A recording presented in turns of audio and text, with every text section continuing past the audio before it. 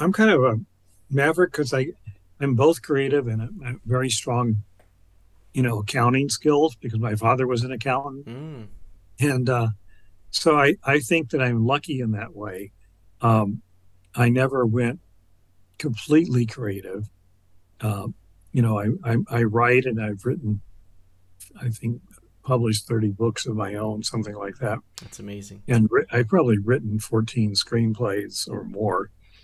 And but I also am a literary manager, a producer.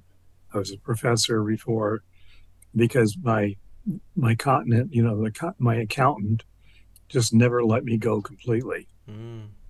And I enjoy both sides of it all. I wouldn't like to just be um, creating, all the time because I one thing I don't like about the creative world is how little control creators have over their destinies until they become successful. And when they become successful, things change, but often they change so late in their career that the change can destroy them. Um, you can see that everywhere. The Elvis Presley movie recently, that he was never quite in control, especially when Colonel Parker came along um, to take control. He kind of relinquished it to him gladly because he wasn't really interested in control. He was interested in singing. And this allowed him just to sing. Mm.